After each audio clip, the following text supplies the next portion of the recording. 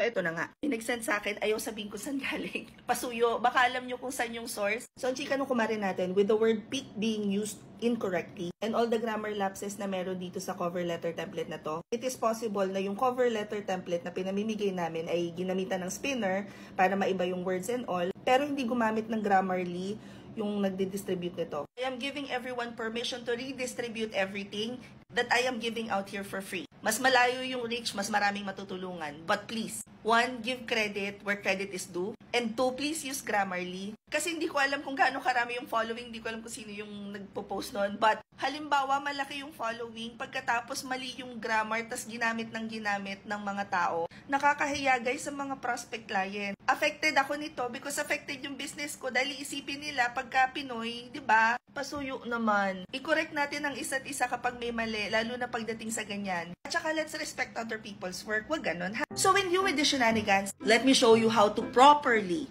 use our cover letter template na pinamimigay namin ng libre sa Facebook page namin. You just have to comment #cover letter and the admins will send it over to you with the instructions on how to use it. And why it would only make sense to fill out the form instead of diretsong copy and paste lang. Because no matter what the intention is, kapag mali ang pagkakaturo sa inyo at mali na yung na-retain nyo na information, mali na yung magiging practice nyo and, you know. Step 1, pumunta ka lang sa Facebook ko, mag-comment ka sa latest post ng #cover letter. If hindi ma-trigger yung automation, si admin automatic magme-message sa'yo within 24 hours. Message would look like this. Andiyan na din yung instructions on how to properly use it.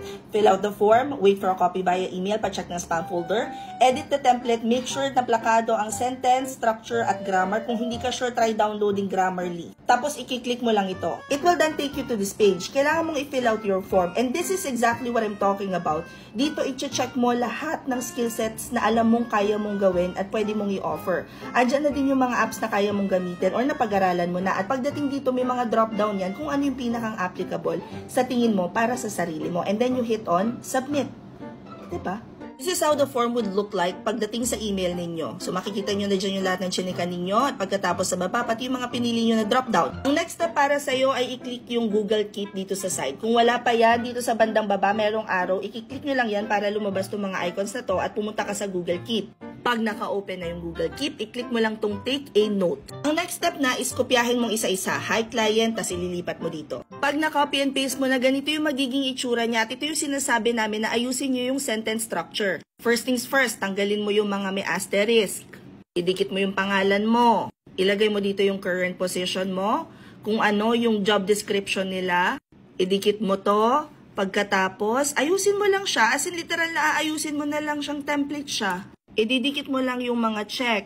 Voila, may cover letter ka na. The reason why you need to fill out the form is because iba-iba tayo ng previous work experience and you want to make sure that you highlight kung ano yung service na kaya mong i-offer. Plus, I researched all the keywords na kailangan nandun sa cover letter para medyo mas mabenta. So you don't have to do it on your own. Ako nang gumawa nun para sa'yo, ginawa kita ng cover letter template. Pero you have to do the work pa rin. You have to figure out alin dun yung service na kaya mong i-offer. Tinanggal ko na rin dun sa original ko na cover letter template yung word na peak because not many people use it and not many people understand it. The simpler the words used, the better. Last, yung call to action dito ay iba-iba. But I used what I know about sales and how to close para ilagay na rin siya doon sa cover letter template natin. And while I understand that not many recruitment team will read pa yung mahabang-mahabang cover letter, hinighlight ko na doon yung mga skill sets at saka yung mga apps na familiar tayo. Hope this helps. Comment any questions you guys have about working from home. Follow for more work from home chismes.